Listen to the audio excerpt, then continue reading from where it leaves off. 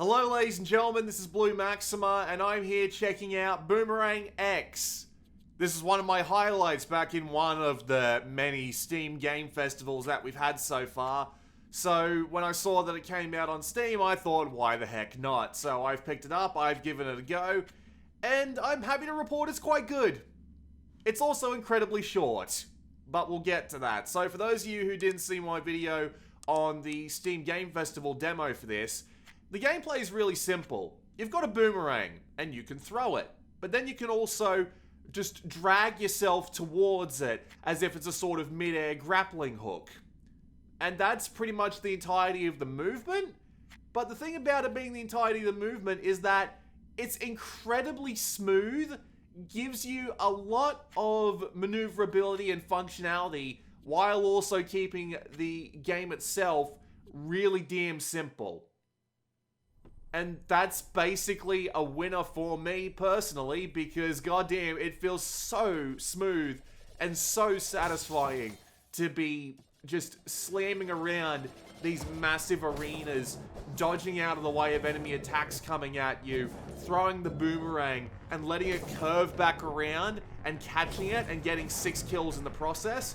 It's such a simple concept, but it's been smoothed out and polished to the nth degree, and it's really enjoyable as a result. Not to mention they put a lot of thought into the way that this movement system would work with this boomerang that lets you fly around in massive amounts of space. So there are a lot of different kinds of enemies. They slowly introduce them over the course of the campaign, and they all need to be taken down in very specific ways, whether it be the mages that sit off to the side that you mostly can't directly target, but then they introduce a special attack that lets you handle that, or the fact that they think, hey, he's gotten too used to being able to fly as high as he wants, let's introduce a gigantic giraffe that he can't get over the top of without taking some damage, so he needs to stay relatively low.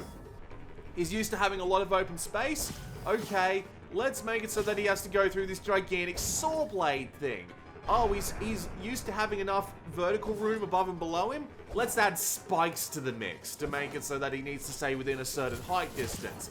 Oh, he's too used to being able to just fly around however he wants and just hang around in space and think about what he's doing. Let's introduce laser eyes. And so as a result, you always find yourself needing to update your tactics. And the game isn't too cruel about all this. They do introduce a few special abilities, like if you manage to kill more than one enemy with a single boomerang throw, you'll gain a shotgun attack. If you manage to kill 3 enemies with that, you'll get a railgun attack, which you can use to get through a lot of enemies you might have trouble circling and avoiding otherwise in the middle of a really crowded space. But definitely the most useful ability that you get is Flux. I believe they call it Flux in this game, where you are able to slow down time while you're aiming and charging up your boomerang, so you get a little bit of mid-air time to think about it. There is a unique achievement for beating every level in the game without using Flux. It's possible. Good fucking luck, but it is possible. I can't even imagine how much of a pain in the ass it would be to try and play Boomerang X with that sort of thing. That sort of self-imposed challenge. There are also challenges in relation to playing through the game as fast as you possibly can. Beat the game in under an hour and beat every individual encounter in the game within like a couple of minutes. I got like the second one and that was it. Because there is a lot of room to be fast in this. There is a immense amount of room, just because of how fast you move with the boomerang and how quickly you can just turn around and hit something in the back. And it's also helped out by the fact that while there are a lot of enemies, the fact remains that you only have to kill a certain subset of them in order to move on to the next wave of the arena fight, which means that you've got a lot of strategies going for you. Do I spend time killing some of the black non-related enemies so that I can get myself a bunch of special attacks to make killing the special dudes easier? And then you've got all of these other special enemies that I'm talking about that slowly filter in, that make it so that you have to modify your tactics on the fly in order to make it work. Just things like that, you know? It's very clearly got the whole prioritize the threats and take them out as you see fit by building up special attacks, by building up momentum, by getting yourself in the right position, and it works really well. The gameplay is really smooth. They've polished it to a T. They've made even the act of throwing the boomerang being really satisfying.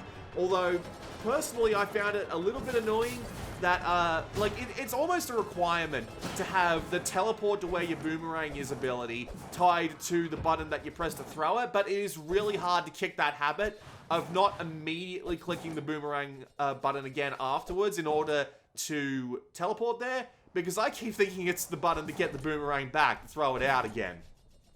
Really hard to kick that sort of mindset, and it can be kind of annoying at the worst possible times, but there is absolutely room here to get good, as the kids say these days, and I can't help but appreciate it for that.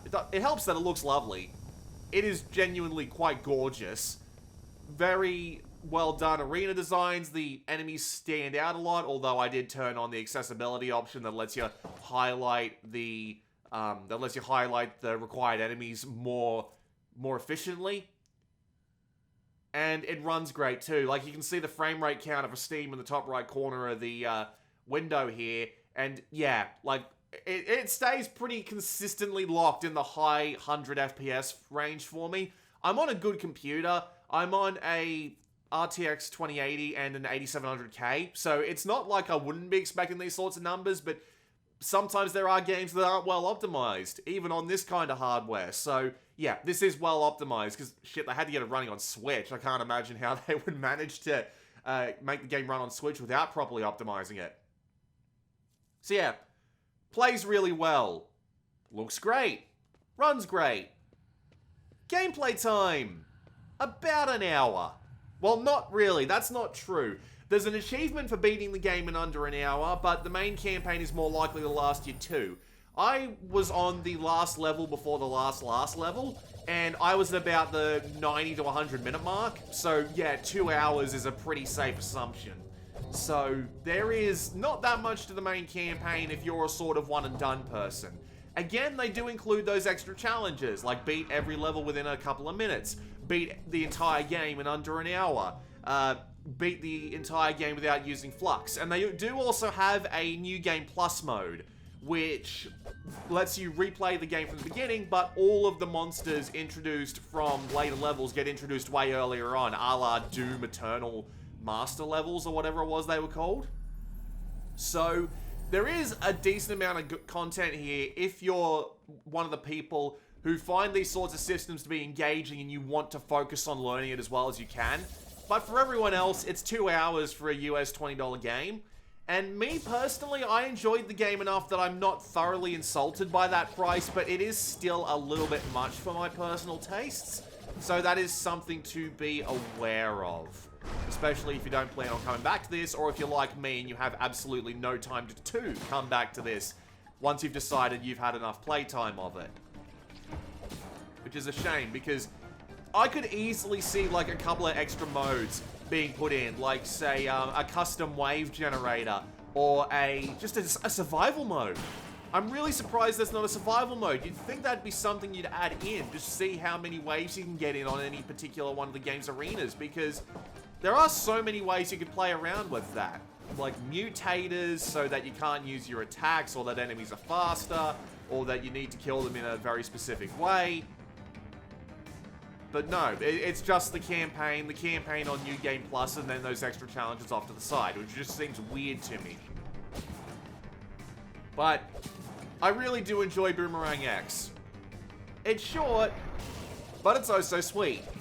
Again, plays really well, looks great, has a decent amount of side challenges, keeps the pace up, keeps the difficulty curve going, constantly knows what you're going to be getting used to as a player, and then working around that, and I really like it as a result.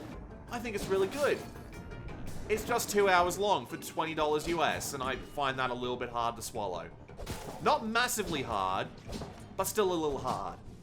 Also, you might think, like, what's the story here? What's the drill? And there is no story. There's a cute centipede you can talk to every couple of levels that'll tell you, like, stories about the world and its background, but I didn't even see all of them, so I couldn't tell you what half the universe in this game is about. And it's all quite abstract anyway, because it seems like everything is thoroughly disconnected by these drops you take in between levels, and it's like, there's really no story here, and it's also an incredibly linear game. There's no secrets, there's no bonus levels, there's no, like, side challenges to take. It's just level, ability, level, take a break, level, take a break, level, ability, so on, so on, and so on. So, with that said though, it's still good. And I would still recommend it if you're willing to spend 20 bucks on a game you can play in 2 hours, or probably a fair bit more if you want to do the side content. With that said, this has been Blue Maxima. I'll see you all next time.